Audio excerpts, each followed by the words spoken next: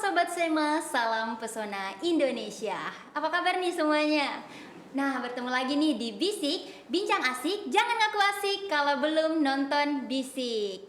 Nah, teman-teman, pada episode kali ini kalian ditemenin oleh saya, Vira Ramadhani, yang akan membahas mengenai program studi destinasi pariwisata.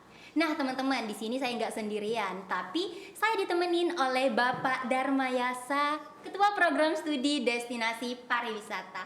Halo Pak, apa kabar nih Pak? Selamat sore, baik-baik. Wah, alhamdulillah baik ya Pak. Kita Nah, sehat, baik-baik selalu. oke, nah teman-teman, jadi beliau ini merupakan Ketua Program Studi Destinasi Pariwisata. Oke Pak, sebelum kita lanjut, di sini kita punya tagline nih Pak. Jadi kalau saya bilang bisik, bincang asik, Bapak dan teman-teman di rumah bisa bilang jangan ngaku asik kalau belum nonton bisik. Siap. Boleh nih Pak? Boleh sekali. Oke. Bisik, bincang asik, jangan ngaku asik kalau belum nonton bisik. Harap tepuk tangannya dulu semua. Oke, Pak, banyak nih teman-teman di rumah yang bertanya-tanya mengenai program studi destinasi pariwisata, terkhusus di bagian profilnya, Pak. Mungkin Bapak bisa jelasin dikit nih, Pak, bagaimana sih profil dari program studi destinasi pariwisata itu sendiri? Baik, Vira dan Oke. juga teman-teman di rumah ya yang sekarang lagi konsentrasi atau berpikir untuk menjadi para ahli pariwisata. Jadi program studi destinasi pariwisata ini salah satu program studi yang akan mengeluarkan, yang akan mendidik kita untuk menjadi ahli Wah, pariwisata. ahli ya Pak, ahli pariwisata. Ahli pariwisata bisa jadi konsultan pariwisata, Konsultan bisa pariwisata. ya, bisa pengembang pariwisata dan juga hal-hal yang berhubungan dengan destinasi, berhubungan dengan daya tarik, berhubungan dengan pengembangan seluruh pariwisata. Saya kira itu, jadi silakan teman-teman ya browsing lebih lanjut ya terkait dengan penjelasan yang berhubungan dengan prodi ini. Wah, teman-teman, itu tadi penjelasan mengenai profil dari program studi destinasi pariwisata. Bisa menjadi konsultan pariwisata ya, Pak? Wah, keren sekali, teman-teman. Oke, pertanyaan selanjutnya nih, Pak. Bagaimana sih sistem perkuliahan yang ada di Politeknik Pariwisata Makassar, terkhusus di program studi destinasi pariwisata itu sendiri, Pak? Ya, Kira dan juga teman-teman, jadi sama saja ya, secara keseluruhan ya. Semua kurikulum di semua kurikulum di Poltekpar ini menganut sistem kompetensi. Ya. Jadi yang proporsinya itu 30 teori, 30%. Wah, teman-teman, 30 teori, 70% praktek. Ya, jadi itu. Jadi proporsinya kita diajak untuk lebih jauh memahami secara praktik, tidak hanya teorinya, Pak. Terjun langsung berarti ya Pak di lapangan. Wah, Kalau keren kita sekali. berbicara daya tarik, langsung ke daya tariknya. Kita dalami apa yang ada di situ, amenitasnya apa, kekuatannya apa, kelemahannya apa, daya tarik yang menarik apa, push faktornya apa, dan sebagainya.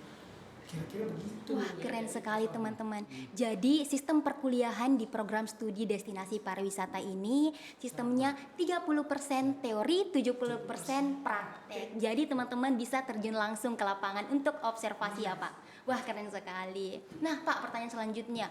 Kan di program studi di Politeknik Pariwisata Makassar ini ada 7 Pak. Ada 8 program studi ada 8 program studi. Nah, Pak, apa sih kelebihan dari program studi destinasi pariwisata itu sendiri, Pak? Sebenarnya kalau dibilang kelebihan, semuanya punya kelebihan. Karena spesialisasinya saja yang membuat dia berbeda. Kalau itu dianggap lebih, boleh juga. Karena memang DEP atau destinasi pariwisata ini berhubungan dengan pengelolaan daya tarik wisata atau destinasi pariwisata, kawasan pariwisata, dan juga yang berhubungan dengan kepariwisataan secara umum. Kalau teman-teman kita yang hospitality kan berbeda. Jadi sebenarnya semuanya punya spesifikasi. Begitu Vira dan juga teman-teman ya.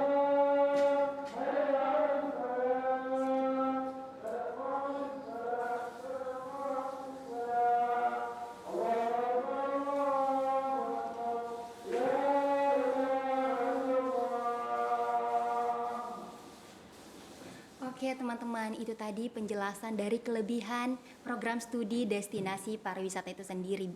Dia di sini mengelola ya Pak, mengelola destinasi itu sendiri, mengembangkan. semua yang berhubungan dengan daya tarik, semua hubungan dengan destinasi.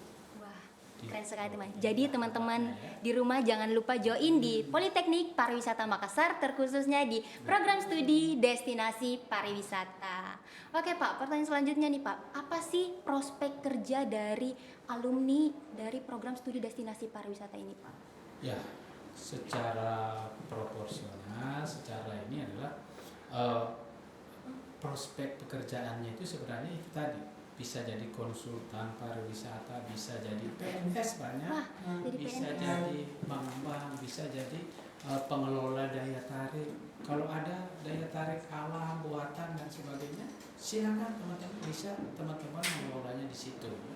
Jadi yang berhubungan dengan daya tarik destinasi itulah yang merupakan keahlian mereka dan prospeknya di situ.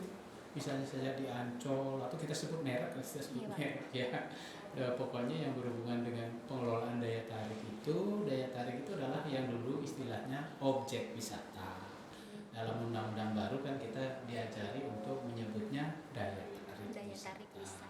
Jadi pengelolaannya di situ bisa juga entrepreneur juga kita.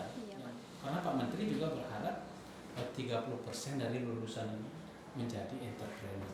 Keren sekali ya Pak. Entrepreneurnya kalau bisa di bidang sesuai dengan prodinya. Pariwisata ya Pak. Itu profilnya. Wah, itu tadi teman-teman. Jadi prospek kerja dari lulusan program studi destinasi pariwisata ini bisa menjadi konsultan pariwisata, bisa menjadi PNS juga ya Pak. Wah, keren sekali teman-teman. Dan bisa juga menjadi entrepreneur. Wah, keren sekali teman-teman. Jadi jangan lupa nih teman-teman, join di program studi destinasi pariwisata. Oke Pak, selanjutnya Pak, mengenai fasilitas yang ada di Politeknik Pariwisata Makassar, terkhususnya di program studi destinasi pariwisata. Apakah fasilitasnya itu Pak bisa digunakan oleh mahasiswanya atau berbayar nih Pak fasilitas ketika digunakan di Politeknik Pariwisata Makassar? Apira ya, dan juga teman-teman di rumah, tolong dicatat ya, sekali lagi catat bahwa semua fasilitas di Poltek Par Makassar ini tidak berbayar. Wah, keren sekali Ya, teman-teman. sama sekali tidak ada yang berbayar. Kalau misalnya mahasiswa pergi training pun, pergi praktek pun, Iya Pak. pergi peninjauan lapangan pun, itu semuanya gratis. Jadi transportasi pergi ke DTW itu berbayar atau tidak Pak? Tidak. Wah, keren sekali Tolong teman-teman. dicatat itu. Kalau ada yang berbayar, tolong disampaikan. Wah, tepuk tangan dulu teman sekali. Program studi destinasi pariwisata. Jadi bayarnya teman-teman hanya itu saja, bayar awalnya saja. bayar SPP-nya saja ya Itu Pak. saja. Wah, keren sekali. Berapa SPP ya Pak di Politeknik Pariwisata Makassar ini? Totalnya 1,4. Sebenarnya 1,2. 1,2, tetapi 200 itu adalah untuk ujian.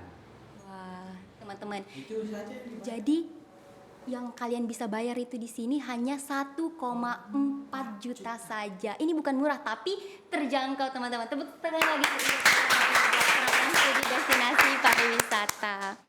Oke Pak, apakah ketika masuk di program studi destinasi pariwisata ini sendiri harus ada kriteria khusus bagi teman-teman yang pengen join di program studinya Pak? Kriteria khususnya ya sama saja, misalnya lulusan sekolahnya melewati testing. Melewati testing itu beberapa tahap, ada yang tulis, ada wawancara, ada bahasa Inggris, ada psikotes. Pokoknya bisa lah diterusin dilihat lebih lanjut. Jadi syarat khususnya sebenarnya tidak ada. Syarat khusus misalnya yang berhubungan dengan prodi ini, syarat khususnya mungkin terkait dengan kesehatan, terkait dengan kebugaran diri, karena prodi ini nantinya banyak berhubungan dengan lapangan, kegiatan lapangan ya. Peninjauan daya tarik, peninjauan desa wisata gitu ya. Nah, ini kemarin perlu saya informasikan ya. Bulan lalu lah beberapa mahasiswa termasuk dari prodi program studi destinasi pariwisata itu mendampingi pengembangan desa wisata di Kalimantan Utara. Wah, Kalimantan ya Pak. Iya, jadi selama 1 bulan mereka mendampingi pengembangan desa wisata. Jadi itulah yang saya sampaikan, bahwa kalau masuk di sini perlu yang ya sehat lah supaya bisa mengikuti. Itu kira-kira. Nah, itu tadi teman-teman kriterianya di mana kalian harus berbadan sehat ya, karena kita langsung terjun lapangan nih teman-teman. Jadi diprioritaskan di sini fisiknya harus kuat, mental memang ya teman-teman, untuk masuk di program studi destinasi pariwisata. Nah, selanjutnya nih Pak, apa sih yang dipelajari di program studi destinasi pariwisata? Kan destinasi ini Pak mengembangkan, mengelola. Pasti teman-teman di rumah pada kepo, apa sih yang mereka pelajari? Nah, mungkin Bapak bisa jelasin nih Pak. Ya, kurikulumnya itu kan sudah bisa kita lihat ya, ada namanya kurikulum keahlian, ada kurikulum umum. Tapi yang secara khusus bisa saya sebutkan itu salah satunya adalah bagaimana termasuk pemetaan bagaimana pemetaan daya tarik, bagaimana pembuat secara geografisnya, pengaruhnya terhadap pengembangan lokal itu ya. Jadi kurikulumnya jujur saya tidak secara keseluruhan hafal karena banyak mata kuliah, Iya, jadi banyak mata kuliah ya, beberapa mata kuliah mulanya itu adalah geografi pariwisata dan sebagainya ya. Jadi teman-teman yang masih penasaran silakan masuk ke websitenya untuk melihat seperti apa kurikulum di program studi ini. Nah, teman-teman itu tadi. Jadi di situ kalian banyak sekali mempelajari tentang bagaimana cara mengelola, bagaimana cara mengembangkan suatu destinasi itu sendiri. Jadi buat teman-teman yang pada kepo, apa sih yang bakal dipelajari lebih dalam? Kalian bisa lihat websitenya di Politeknik, di Instagram Politeknik Pariwisata Makassar. Nah, pertanyaan selanjutnya nih Pak, bagaimana sih kampus Politeknik Pariwisata Makassar ini mendukung pengembangan soft skills dan keterampilan praktik yang dibutuhkan di dalam dunia kerja melalui program studi destinasi pariwisata ini, Pak? Nah, salah satu soft skill yang perlu dibutuhkan itu adalah bagaimana pengembangan spiritualitas Anda. Jadi seperti apa kita secara secara rohania, pembentukan sikap, pembentukan karakter itu menjadi sangat penting. Di antara 3 ranah yang dibentuk itu ya, sebenarnya yang paling penting, yang cukup penting itu adalah bagaimana pembentukan karakter itu. Karakter itu ada dalam ranah attitude atau dalam pendidikan itu disebut dengan affect. Nah, sekarang bagaimana iklimnya? Ya, hampir semua orang yang masuk di Poltek Makassar ini menyatakan bahwa alangkah enaknya, alangkah nikmatnya masuk di kampus ini ya. Begitu masuk kita diberi senyum, disapa dan sebagainya. Dan ini menjadi kekuatan kita. Inilah soft skill yang kita kembangkan ya. Jadi soft skill yang kita kembangkan bahwa selain membentuk pemahaman secara intelektual, secara spiritual, secara hubungan antar manusia itu juga dikembangkan dengan sebaiknya. Gitu. Wah, teman-teman, seperti itu. Jadi di Politeknik Pariwisata Makassar ini juga diprioritaskan attitude-nya ya. Oke. Senyum, sapa, salam, sopan. Silakan. Tuh, nah seperti itu, teman-teman. Ya, jadi pendukung utama itu sebuah karir, jadi termasuk konektivitas, networking. Jadi networking itu sangat penting. Itu salah satu soft skill. Bagaimana Anda menjalin konektivitas dengan para pihak, gitu ya. Wah, keren sekali teman-teman. Tepuk tangan dulu sekali lagi buat program studi destinasi pariwisata.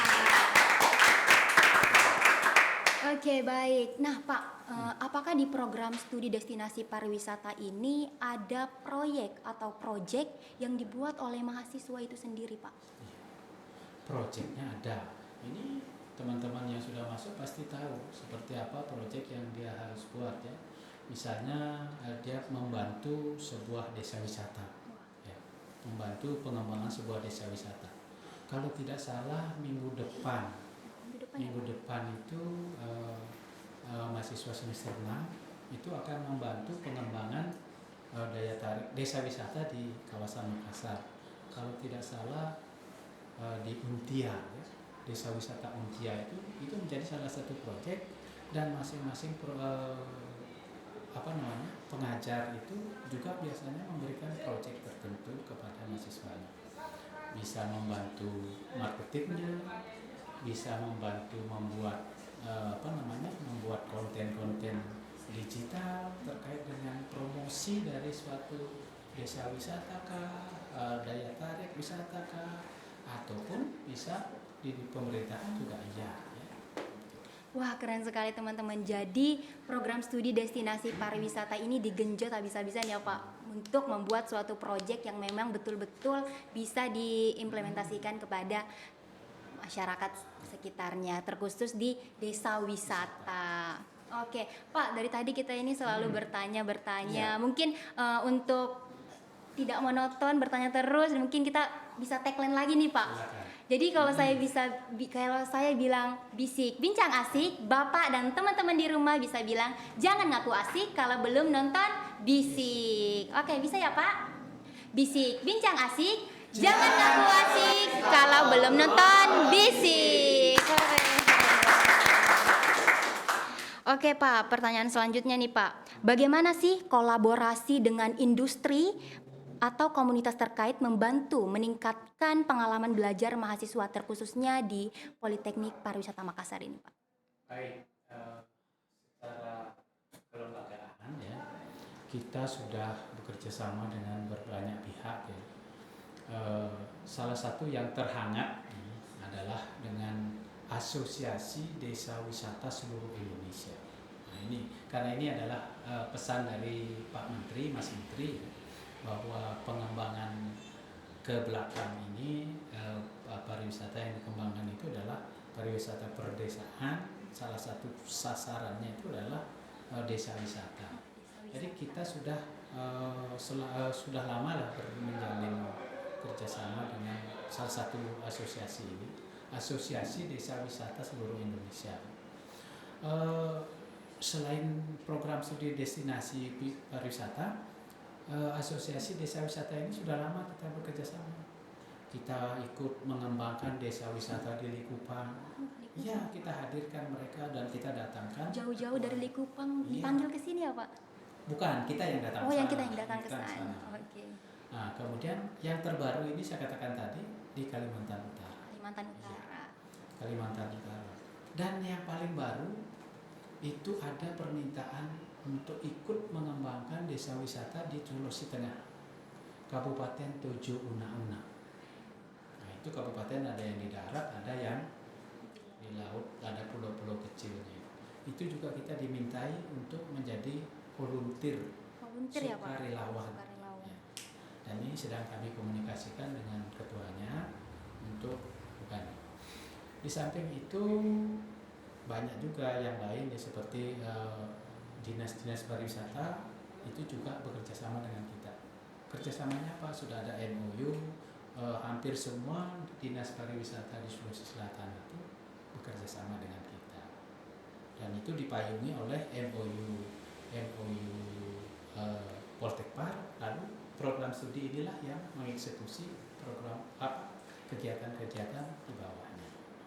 Program diturunkan dengan kegiatan. Gitu. Wah, keren sekali teman-teman. Jadi program studi destinasi pariwisata ini banyak sekali komunitas-komunitasnya, banyak sekali kolaborasi dengan dari luarnya ya Pak. Oke teman-teman, jadi Pak, selanjutnya nih Pak, banyak teman-teman di rumah yang bertanya-tanya, kan mereka program studi destinasi pariwisata ini bertemu langsung juga biasa sama wisatawan ya Pak. Nah, apakah dituntut memang Pak menggunakan bahasa Inggris di Politeknik Pariwisata Makassar atau tidak Pak? Bagaimana ini Pak? Mungkin Bapak bisa jelasin apakah difokuskan untuk bisa berbahasa Inggris atau bisa? Baik. Gimana Pak? Sesuai dengan namanya ya, sebenarnya bukan hanya bahasa Inggris. Ya. Tuntutan itu adalah tuntutan komunikasi yang bukan hanya bahasa Inggris. Anak-anak, teman-teman mahasiswa itu juga dituntut untuk menguasai bahasa lain. Wah. Bahasa Inggris itu dianggap sebagai kewajiban pokok, makanan pokok lah. Makanan pokok bahasa Inggris, tetapi bahasa-bahasa lain selain bahasa Inggris itu menjadi tanda petik kewajiban juga bagi adik-adik mahasiswa ya, menguasainya. Karena di kampus kita diajarkan juga bahasa Prancis, ya, bahasa Jepang diajarkan. Jepang, Korea ya. Ya Korea.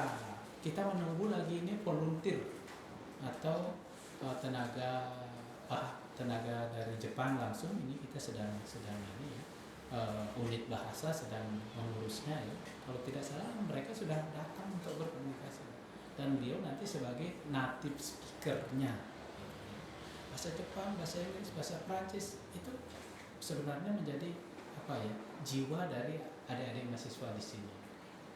Wah, teman-teman keren sekali. Jadi buat teman-teman di rumah jangan pada kecewa masuk di Politeknik Pariwisata Makassar ini. Jadi kalian memang di sini dituntut nanti berbahasa Inggris karena memang ada kelasnya ya Pak, kelas bahasa Inggrisnya.